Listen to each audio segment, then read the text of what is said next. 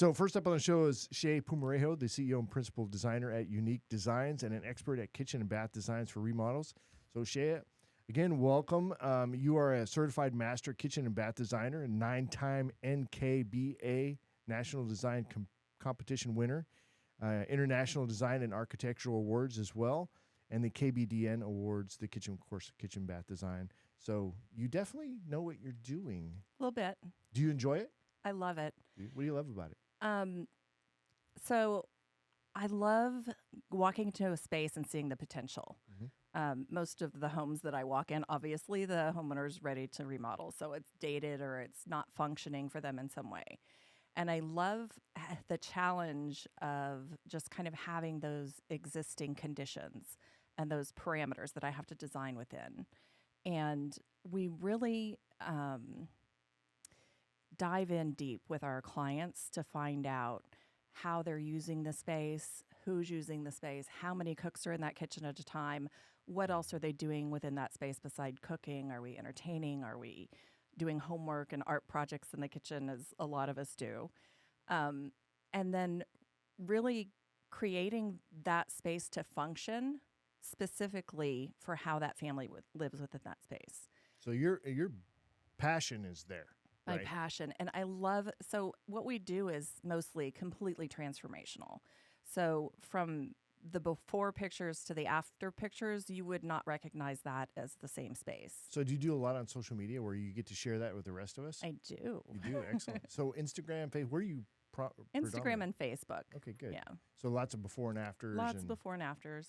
All right, cool. I like that. I would say most homes are not optimized for the current owner, right? Because Right. somebody else built it for their needs and their specs, and then somebody buys it, and then they start to realize, oh man, if I only had this, if I could only have this access, Or if et this cetera. was only moved there. Right. I don't know about you. I've lived in a lot of homes in my lifetime, and I have never moved into a home that completely functioned for the way that I needed it to. Like there are always frustrations about a space, and you're like, man, why didn't they just take the time Right. to consider this or think about the flow and think about, like, I need landing space there to put my groceries down and load them into the fridge, or I need, whatever it is, there's always some sort of pain point and frustration. And so when you're going into a kitchen remodels are not inexpensive. For us, they start around $100,000. And that's, nothing to sneeze at. No. But you can spend a lot of money on a remodel and still have it not function when you're finished. Yeah, That's but because now Maybe you just made it pretty. Back in the day, you can buy a house for $100,000, but now you can't even get a car for $100,000. So I No. think that sounds reasonable. Right? Especially if you're watching those shows out of California and they're talking about remodels running 100, 150,000. That's a standard budget. Easily. And that's for much smaller space, because property values in California are a lot more than what we get for square footage here in San Antonio. Well, all the money's in the land there. The money's in the land. But, like with the pandemic, we really kind of saw a rise in prices of building materials and kind of just about everything that gets shipped from around the world. And there were all kinds of supply chain issues, and that has kind of gotten under control, for the most part. Right. Supply is there, but pricing didn't go back to what it Pricing used to. went down, but not down to where it was pre-pandemic. Right. Does it ever? I mean, it's like No, insurance prices. like gas right? prices, right? So- they go up, they don't come back down. So you're a certified master designer. What does Right. that mean? Well, I'm a certified master kitchen and bath designer through the NKBA. That's the National Kitchen and Bath Association. And they literally set the standard for kitchen and bath design around the world. So they do all sorts of studies as to, how to make a space ergonomic and how to make it function and how to make it safe. And it has to do with clearances and landing spaces and how door swings into a space. And they also do ADA accessible standards and that sort of thing. So it really goes above and beyond your building codes. Your local building codes are set. Those are the minimum safety standards. You really focus on functionality, right? Function that's the whole first, thing. for sure. Yeah. Especially, so a kitchen and a bathroom, like those are the workhorses of your home, right? you have cabinetry and you're storing a lot of things and you're using a lot of things. The other spaces in our homes, like a bedroom and a living room, you have furniture and you spend time in those spaces, but it's not functioning the same way, right? Most of the things that we store are in the kitchen and in the bathroom. So really having well thought out planning of how those spaces are being used, and everybody lives within their home differently. So everybody cooks differently. I have some clients who, for example, I just finished a project for a woman who loves to bake. And her kitchen's kind of small. She's just downsized. And her kitchen wasn't that big, but she loves to bake, and she wants to be able to have all of her baking things in a space where she can utilize that and not have to, like get down on her hands and knees to crawl into the back of that cabinet and get out that big heavy mixer and use that, because then we tend to not do the things that we enjoy because it's not easy to get to them. It's not easy to use them. So what I did was I created a floor-to-ceiling full-depth cabinet for her, and it has all of her baking things inside. So at the top of that cabinet where she has to reach up high, we had vertical dividers for her baking sheets, her cake pans, her muffin tins, and all of those things. And then kind of at counter level, we had a rollout, and I did an outlet in the back of this cabinet. There's a safety on it. So when you close the doors, there's a latch switch that turns the power off to that so that it's not a fire hazard. But she can put her small appliances there that she uses, like her mixer and her blender, and she can roll that out and use those appliances in space and not have to lift them and put them on the counter. And then when she's finished, she just rolls it back in and closes the door. So underneath that, we have a drawer for kind of all of her measuring spoons and measuring cups and, rubber spatulas and all of the baking things. And underneath that, mixing bowls. And everything is right there for her. So she can just grab what she needs, and it's all in that zone for her baking. So when it comes to remodeling, the designer's role is pretty straightforward, but the creativity needed there, I think, is pretty vast, and I think the experience would help with that as well. What do you see the designer's role in when it comes to remodeling? So we're really a one-stop shop. We're more than just the designer that is picking pretty finishes. Most interior design programs in colleges, they don't get into kitchen and bath design. There's a real push at the university level to push students into commercial design. And so they're missing out on that whole, because a lot of the students that come to me as interns and whatever are really disappointed once they get into the whole curriculum, and they wanted to get into residential design and they're being pushed into commercial. But so we're the one-stop shop. We go in and we measure the existing space and we draw the as-builts. And then I sit down and do a rough sketch, and I bubble out where the work zones are going to be. This is all after I have our initial meeting. Our project kickoff meeting can last up to 3 hours. And that's where I have the whole family there, and we are really asking more questions than you ever wanted to know about your kitchen and how it gets used, and do the kids help cook, and who are you grabbing snacks on the go and waters on the go, or are we buying in bulk? How does that space where function? Where are you going to feed the pets? Exactly. That too. That's a big part of it.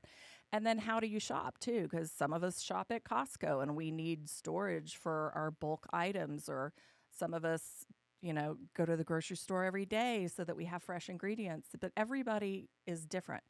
And so we're going to go and I'm going to space plan that and create those work zones and create the storage for every single thing that you have. I'm going to inventory your pots and pans and your dishes and what do you use most often. Those things are going to be easily accessible, and other things we're going to create storage where we don't need to get to it every day. And then from there we go and we're going to draw your construction plans. So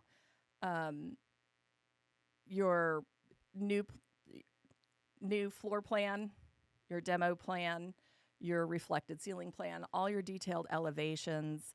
And our plans are very detailed in, how the tile is going to lay out in the backsplash, what the cabinets are going to be. And our cabinet drawings are very, very detailed, and they show, every little filler and what the door style is and where the hardware is going to go. And this has all been very well thought out. Are we having drawers on those base cabinets or doors? And are we, every detail is in our drawings. Soft close, lighting underneath All the of it. cabinets. What kind of lights to put in? Where the switch is going to be? Do you have to walk all the way to the end of the cabinet to turn them on? Switching and Oh my God. lighting is Yeah, definitely. if you could tell, I did a remodel, and there's some things that I was like, oh, I wish somebody had told me that I needed an outlet here, because this is where we drop our cell phones, and we all want to, it's like, and that's why you need a certified master Right. designer. And aside from that, I also attend KBIZ, which is the Kitchen and Bath Industry Show. It's the largest kitchen and bath show on the planet.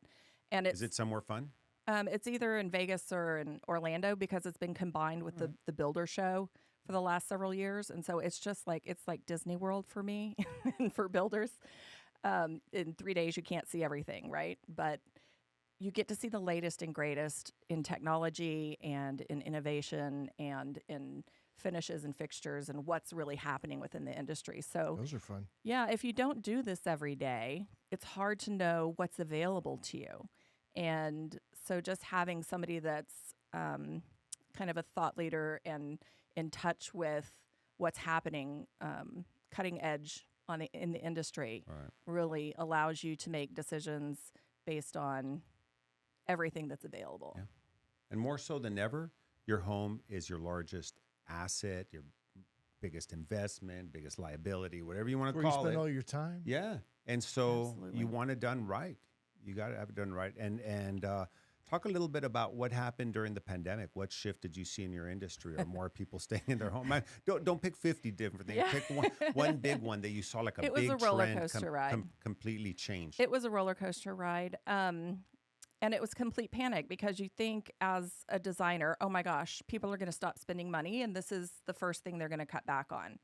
But really, for about 2 months, everything came to a screeching halt. And then the phone started ringing again. And I'm like, what's happening? Well, what was happening was people were officing out of their house, and the kids were home. And they were all stuck in the house together. Yeah. And Where they for the- realize they don't like their kids as much as maybe they Right? thought. I'm sorry, this is not a therapy Yeah, session, or their Mark. Well, that's spouse or- in the next hour. But, here we are, because for the last, 20 years or so, we've all been loving these big open floor plans, right?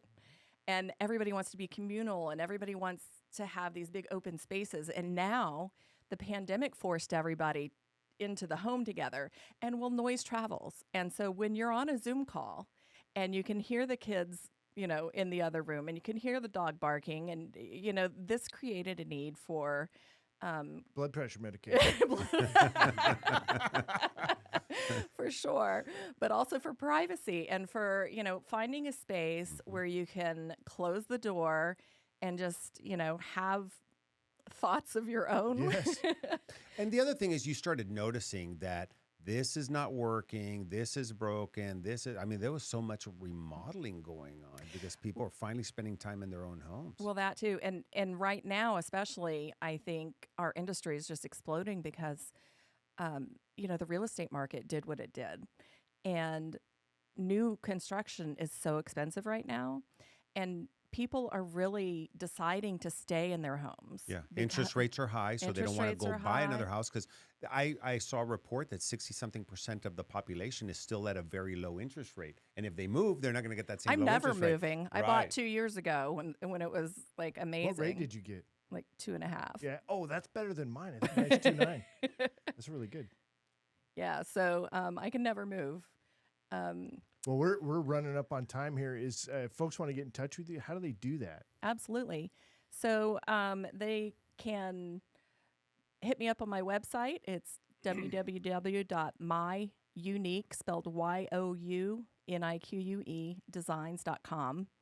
My Instagram and my Facebook are both at myyounique designs.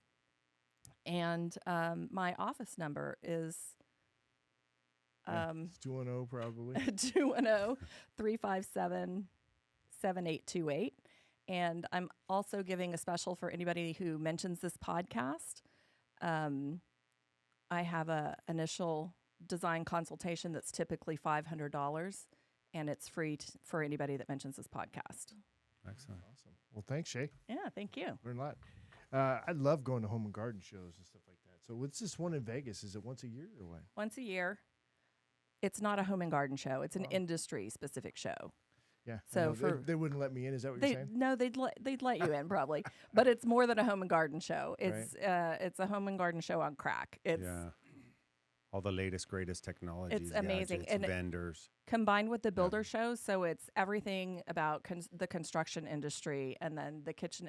So the kitchen and bath stuff's kind of on one side, and it's in the convention center either in Orlando or in Vegas, and the reason they have them there is because those are the two largest conventions. Yeah, and centers. Vegas has that new one. I was just there, and it was incredible. How's Vegas doing anyway, Howie? I mean, I hear that it's like a lot of homeless people and stuff like that. What was your experience? Vegas? You were just there, yeah. There are. It seems like a lot more, than there ever have been, and as you go further west, you start to see more and more of that. Wow. They have.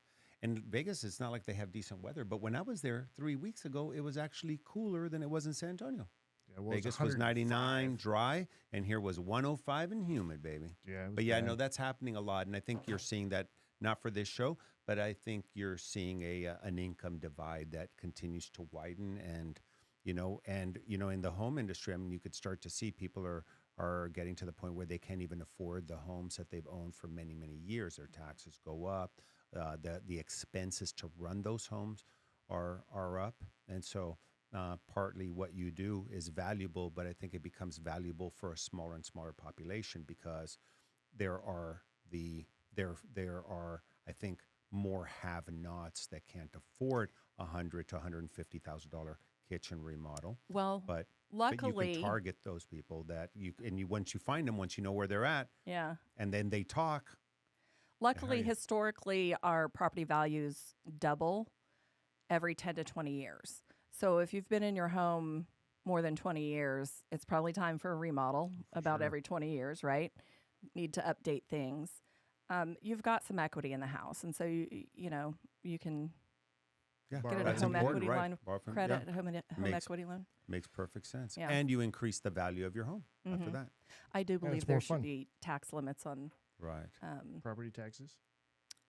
For the elderly. Yeah. Like once you reach retirement age. No, they do. They have it. Yeah. Then becomes your homestead, and then you stop at that point. Mm-hmm. But what happens if that point is pretty high, and then you're stuck there?